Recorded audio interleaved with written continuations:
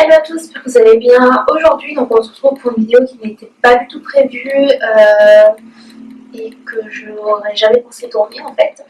Je ne sais pas si par rapport au titre vous avez vu, parce que je ne sais pas encore comment je vais nommer cette vidéo, mais je vois un titre qui interpelle les gens.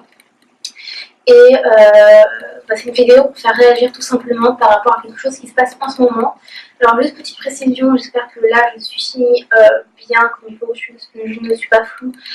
Si vous m'entendez de loin, c'est normal parce que mon appareil photo il est loin, mais je vais essayer de faire un truc qui va me permettre d'avoir un meilleur son, je pense.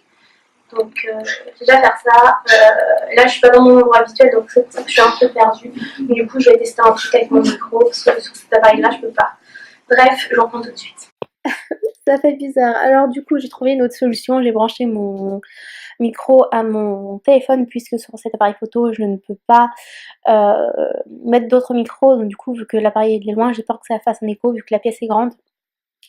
Du coup vous allez me voir avec un micro comme ça fait très bizarre, j'ai l'impression d'être une présentatrice télé, enfin bref. Je se retrouve aujourd'hui pour une vidéo spéciale comme je vous l'ai dit. Je vais réagir à l'article 13 qui a été voté à l'Union, enfin au Parlement européen. Du coup, c'est quelque chose qui me fait extrêmement peur puisque je vais déjà vous dire peut-être un petit passage de quoi ce que c'est l'article 1. Donc c'est tout ce qui concerne l'internet, le numérique, etc.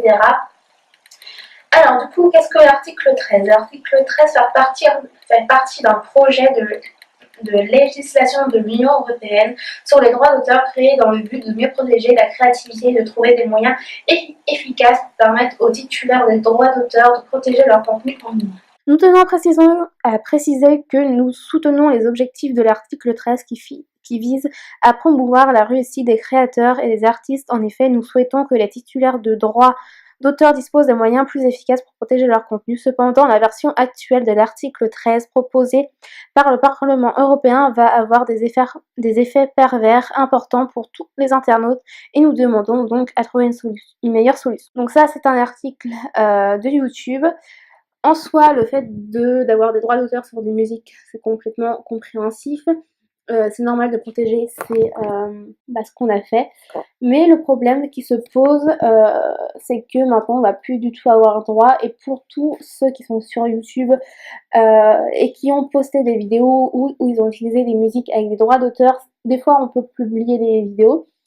Et du coup, soit il y a des restrictions, donc soit on peut monétiser la vidéo, il n'y a pas de souci.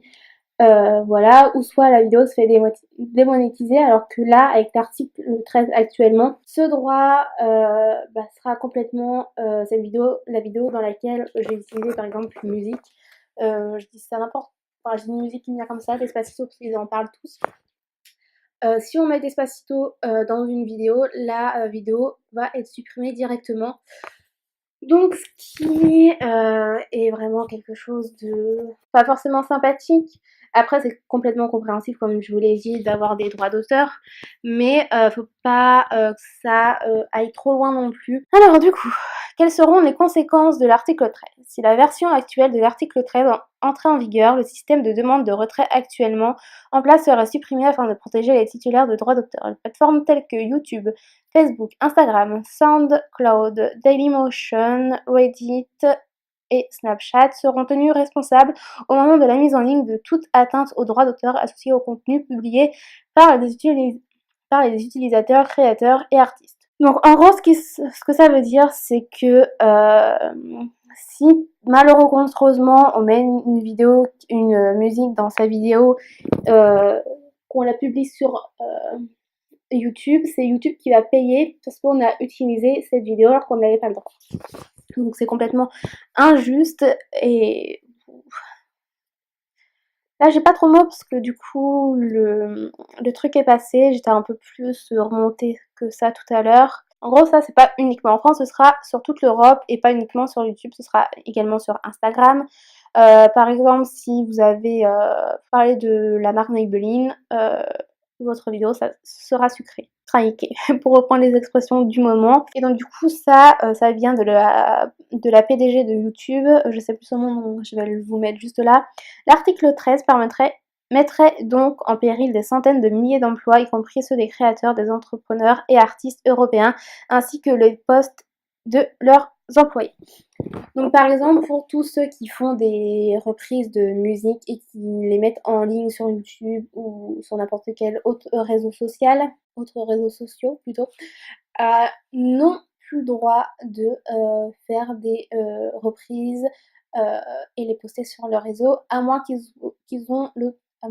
aient l'autorisation du compositeur, de l'artiste, de l'auteur, de la maison de disques également. Donc en fait, pour tout ce qui est petit youtubeur, j'en fais partie parce que je n'ai pas un très grand nombre d'abonnés. Et en passant, je fais pas cette vidéo pour en récupérer. Du coup, en gros, les petits youtubeurs comme moi, vu que on n'aura plus le droit de citer des noms de marques, que ce soit de make-up, de soins, ou même pour tout ce qui est gaming et critique de cinéma, on n'aura pas le droit d'avoir ça, à moins qu'on ait une autorisation de la part de l'auteur, ou alors si on fait une vidéo, par exemple sur une de nos marques, il faudra prouver que cette marque est à nous. Donc c'est un peu n'importe quoi, puisque déjà toutes les petites youtubeuses beauté comme moi vont complètement disparaître, et les grosses youtubeuses et youtubeurs, eux ont plus de chances de rester, puisqu'ils font des collaborations avec des marques, et quand vous faites une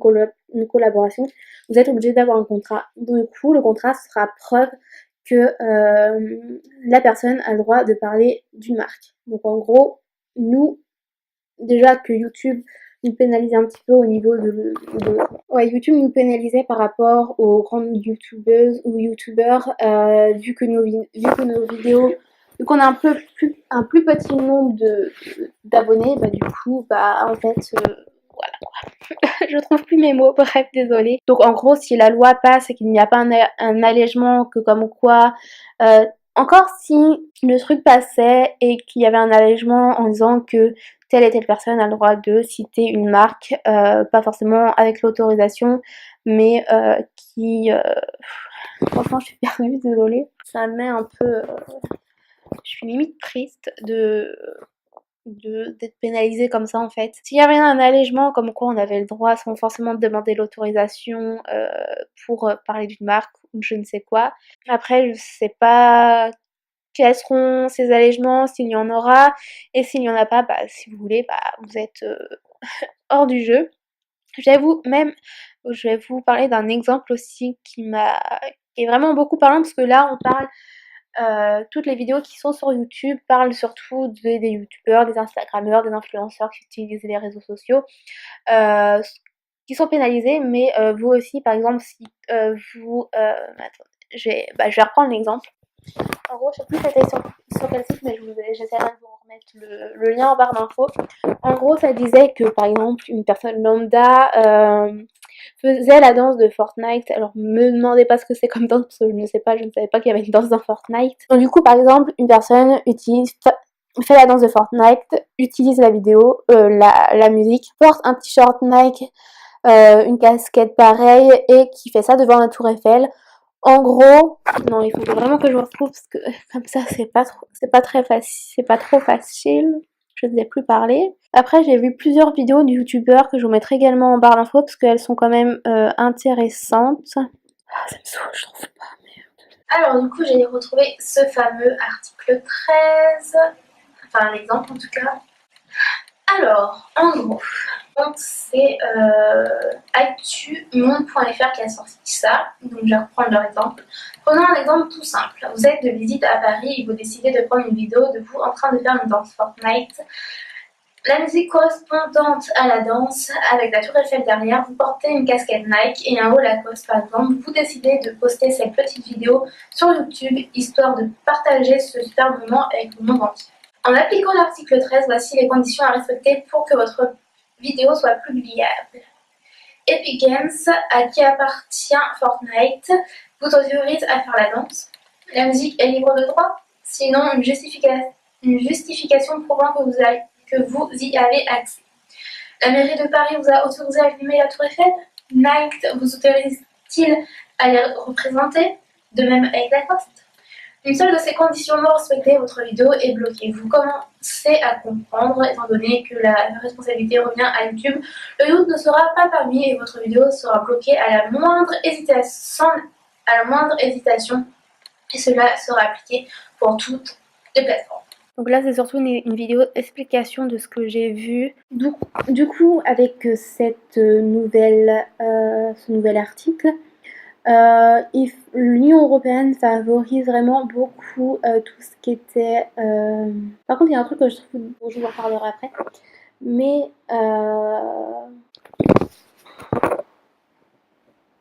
vous voyez mon désespoir en fait, là franchement c'est n'importe quoi. Du coup en gros ils favorisent tout ce qui est presse papier, journaux, etc. Télévision, en fait tout ce qui est réseaux sociaux, ils ne comprennent pas l'ampleur qu'ils peuvent avoir. Ce que je trouve dégueulasse, si je ne dis pas de bêtises, Luffy et Enzo ont été invités par le Parlement européen justement pour que le Parlement comprenne mieux la vie d'un youtubeur, etc. En fait, ils les ont invités pas pour faire en sorte de mettre en hauteur YouTube, ils ont voulu savoir tout ce qui se passait pour pouvoir mettre en vigueur cet article. En tout cas, moi, je le prends comme ça, et si je ne dis pas de bêtises, c'est vraiment... Ils ont vraiment été invités par l'Union européenne, mais si je dis une bêtise, veuillez m'excuser.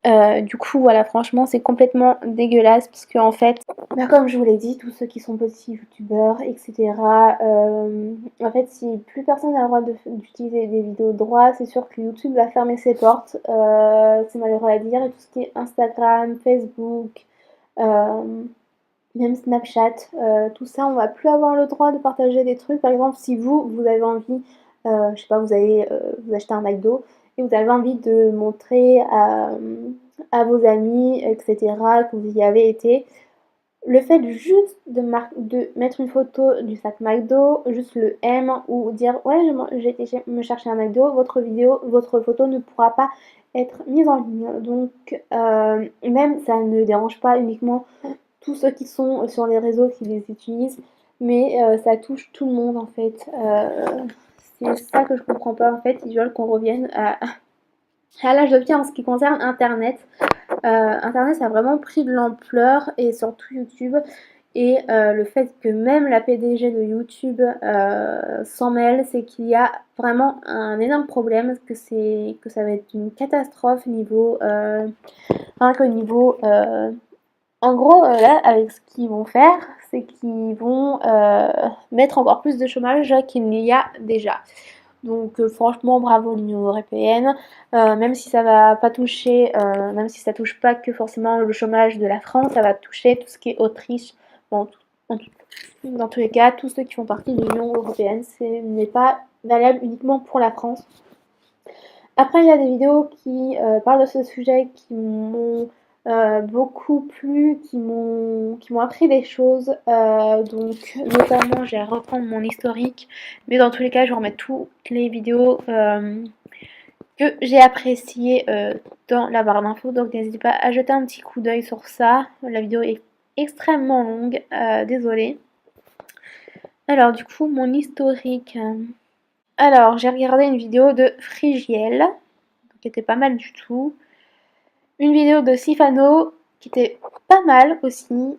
Du coup, voilà, ces vidéos étaient vachement intéressantes. Je vous remettrai également le lien des articles que j'ai lus. Je vais essayer de voir s'il y a d'autres articles que je pourrais vous partager. Je suis vraiment désolée que la vidéo soit un peu comme ça, soit un peu... je ne l'ai pas du tout préparée. Ouais, je vais essayer de vous retrouver des phrases que la directrice de YouTube a données. Ça, en fait, c'est vraiment totalement vrai. Le pire, c'est que l'adoption de la directive a tout de même été fraîchement accueillie par l'ADIMA, le principal lobby des entreprises de la Silicon Valley. Les députés ont décidé de soutenir le filtrage de l'Internet au profit des éditeurs de presse et du secteur de la musique, malgré les protestations des citoyens. Nous espérons que les gouvernements de l'UE entendront les préoccupations de leurs citoyens de la prochaine étape des négociations. Il y a même Emmanuel Macron qui s'est félicité d'avoir fait ça. Enjoint à l'Europe d'être à la hauteur de sa culture. Aujourd'hui se joue un combat fondamental pour le droit d'auteur, protéger la création et l'information, c'est s'assurer notre liberté et défendre notre modèle. En quoi ne plus avoir le droit de citer une marque respecte la liberté d'expression en France, ou que ce soit dans l'Union européenne? Ça, je ne comprends vraiment pas. Parce qu'en gros, si on n'a plus le droit de dire une avis sur une marque, ça sert à quoi d'avoir tout ce qui est internet en fait, tout ce qui est et même pour Wikipédia, ils sont obligés de citer leur site. Donc ça, si ça passe aussi, c'est pas uniquement, comme je vous ai dit, que pour YouTube. Hein. Suzanne Wojcicki, désolée si je prononce mal son nom, a signé une tribune libre publiée dans le Financial Times afin de faire savoir son mécontentement. De ce fait, elle déclare alors, l'article 13 mena, bon ça je vous l'ai dit, la proposition forcera les plateformes comme YouTube à donner la priorité au contenu du petit nombre de grandes entreprises. Le fardeau de la preuve du droit d'auteur sera trop lourd pour la plupart des créateurs indépendants. C'est ce que je vous ai dit. Elle parle de la vidéo d'Espacito. Cette vidéo contient de multiples éléments relevant du droit d'auteur, allant des droits sur l'enregistrement aux droits éditoriaux. Bien que YouTube ait conclu des accords avec de nombreuses entités pour la rémunération de cette vidéo, l'identité des détenteurs de certains droits reste inconnue. Cette incertitude pourrait nous obliger à bloquer les vidéos de ce type afin d'éviter tout manquement au titre de l'article 13. À l'échelle de YouTube, où plus de 400 heures de vidéos sont mises en ligne par minute. Donc, vous imaginez 400 heures de vidéos en ligne par minute sur YouTube, ça veut dire que en fait, vous n'aurez plus.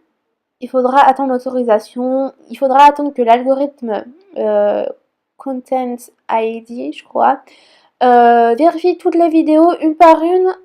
Jamais on va s'en sortir. En fait, si vous voulez publier une vidéo, elle sera publiée une fois que votre vidéo a été vérifiée et qu'elle ne contient pas de droit d'auteur. Les obligations financières potentielles sont si vastes qu'aucune entreprise ne pourrait prendre un tel risque. Par conséquent, cela veut dire qu'une partie des vidéos partagées en ligne dans le monde pourrait ne plus être accessible en Europe. Donc en gros, ça veut dire que si vous suivez un youtubeur ou une youtubeuse américaine, vous, en Europe, vous n'aurez plus à pouvoir avoir accès à sa vidéo, et ainsi de suite en fait.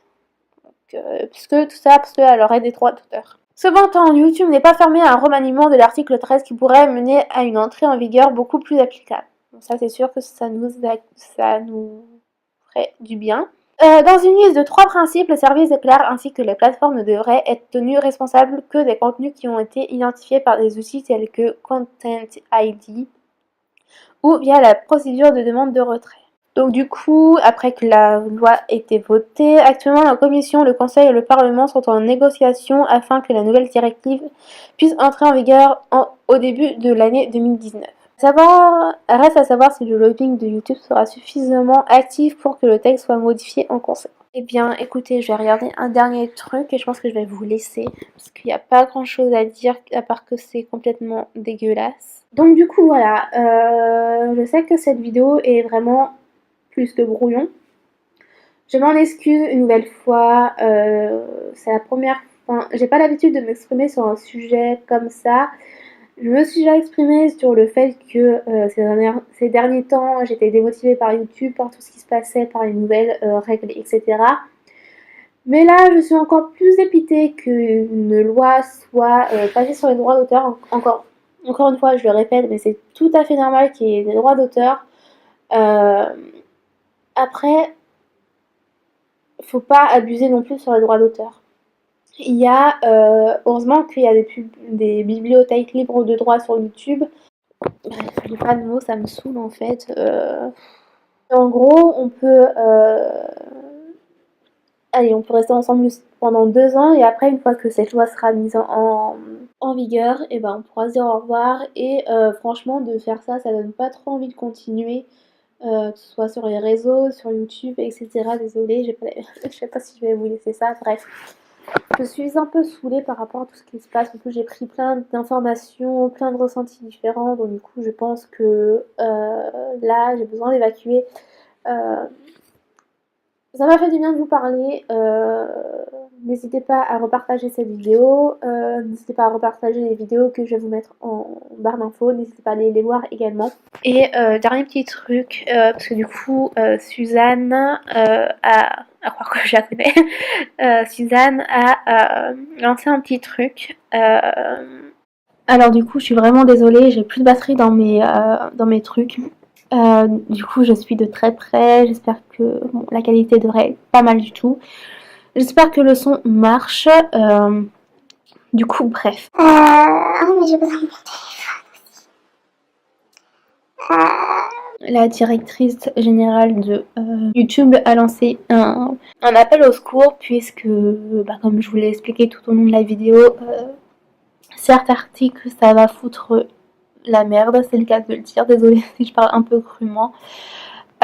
Du coup, si vous êtes youtubeur ou youtubeuse, que vous soyez de ma taille ou un peu plus grand ou 2 fois plus grand, n'hésitez pas à faire une vidéo sur ce sujet-là, à dire votre mécontentement, à dire tout ce qui vous passe par la tête. N'hésitez pas à le faire puisque c'est vraiment important de se faire entendre, et simplement de se rendre pour pouvoir continuer ce qu'on aime faire, donc créer des vidéos, utiliser des marques, parler de ça si passionné, de chez Giorgio Armani ou encore je sais pas, Lumix ou Sananas Beauty ou n'importe quoi que ce soit d'autre. Vraiment, dites vraiment tout ce qui vous passe par la tête. N'hésitez pas à dire des choses qui pourraient être entendues, pour être des conseils pour l'Union Européenne, même si je doute qu'ils fassent quelque chose. Enfin bref. Et surtout, n'hésitez pas à parler donc du coup de l'article 13 également sur Twitter avec le hashtag Save Your Internet que je vous mets juste là. Et il y a actuellement une pétition également que je vous mets également en barre d'infos, donc n'hésitez pas à aller la checker et signer la pétition, ou en tout cas moi je l'ai fait. Je pense pas uniquement pour moi personnellement, mais je pense à tous ceux qui font YouTube, mais également surtout à vous qui sont hors YouTube, qui aiment bien regarder des vidéos, d'avoir des avis sur des marques, etc. Et voilà. Donc, je pense que j'ai terminé là. Donc n'hésitez pas surtout à aller signer la pétition. Il me semble qu'il y a déjà 2 millions de signatures, il me semble. Je ne suis pas sûre. Ce que je vais faire, c'est que je vais vous mettre également un lien qui va vous permettre de télécharger des petites photos, comme vous pouvez le voir apparaître sur l'écran. Avec le hashtag Save Internet, comme ça vous pouvez les partager sur vos réseaux si ça vous dit. Voilà, du coup n'hésitez pas à partager un maximum ces vidéos avec le hashtag Save Internet, n'hésitez pas à publier une photo avec ce que je vous ai mis en barre d'infos. Ce que je vous ai mis en barre d'infos, c'est un lien Google Drive qui va vous permettre de télécharger cette vidéo. Ouais, il y a des petites vidéos, des petites photos, etc. Donc du coup, voilà. Je pense que cette vidéo était assez longue, je pense pas que je vais tout vous laisser, sinon elle va durer au moins 50 minutes. Ouais, pas loin d'ailleurs. Bref, là je vais me démaquiller, etc. Parce que en général, j'aime bien faire ça, même si je sors après. Parce que là, c'est la fin de la journée et j'ai envie de retirer ce petit make-up. Et en plus, surtout, le pire, c'est que YouTube, pour tout ce qui est musical, tout ce qui est personne lambda qui veut se lancer dans une carrière musicale, YouTube c'est un tremplin puisqu'ils font des reprises. Du coup voilà, je vais vous dire deux petits témoignages. Donc c'est de deux Sarah Close, qui dit: j'ai grandi avec et sur internet et sans la liberté et l'accessibilité qui sont le fondement d'internet. Je n'aurais jamais été capable de faire cette carrière de chanteur et de compositeur. Voilà, tout est dit là-dedans. Ensuite, donc, du coup, c'est Umza Kamisa, il faut absolument trouver un compromis et laisser les créateurs exprimer leur créativité. Et Sarah, c'est une chanteuse, je vous mets sa chaîne YouTube là si vous voulez, j'aime beaucoup ce qu'elle fait. En fait, elle reprend des musiques, américaine, anglophone, etc. qui a traduit en français, elle le chante en français, donc du coup, elle met cette loi menace de tuer la liberté d'expression, fini les parodies, les reprises, les remixes, les satires, les artistes indépendants. Voilà. En fait, dans leur 3 témoignages que je vous ai dit, ça révèle vraiment ce que cette loi va faire. En gros, j'aurais pu juste dire ça et la vidéo aurait été terminée. Bref, là je vous laisse vraiment parce qu'il faut que je m'active et la vidéo est trop longue. Du coup, voilà, je vous laisse tous mes réseaux sociaux à disposition, juste ici. N'hésitez pas à m'y rejoindre. Et s'il y a des nouveaux trucs par rapport à cette loi, je vous tiendrai au courant si ça vous dit. N'hésitez pas à me le dire en commentaire. Et je m'excuse encore une fois de cette vidéo qui est trop longue ou qui surtout n'a pas été ça fait du bruit, qui n'a pas été très carré. Je vous laisse vraiment, je